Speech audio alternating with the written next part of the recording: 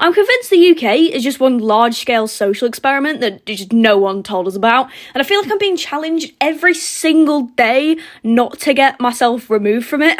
Daily life is always hindered by some sort of unspoken set of rules that were apparently formed millions of years ago by some underground British association that somehow still apply today. For example, I managed to apologise for things that just aren't my fault all the time. You tend to get two types of people in England. The alpha and the... No, I'm kidding. But it kind of runs like that. You have person A, the bulldozer. Like, if you're in the way of them, you become the equivalent to a standing obstacle and they run you down.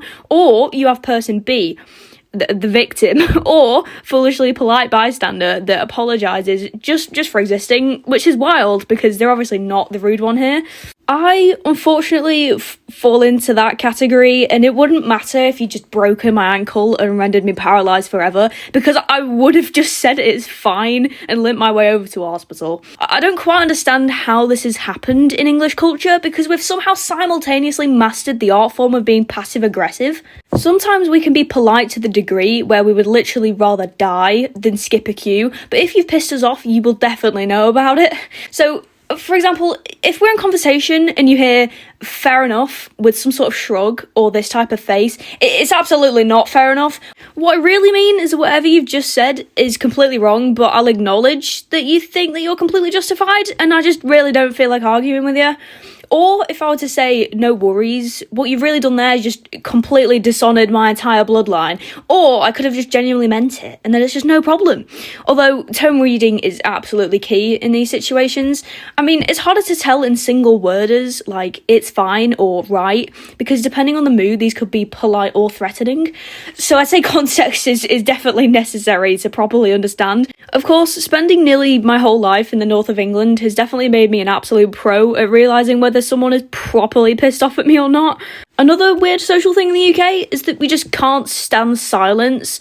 In this instance, we would actually prefer a passive-aggressive comment rather than the hell that is a lack of conversation. And I really don't understand this one either. I guess we just can't take any ounce of awkwardness. But it's even more awkward engaging in conversation with a random bloke that you've never met in an elevator.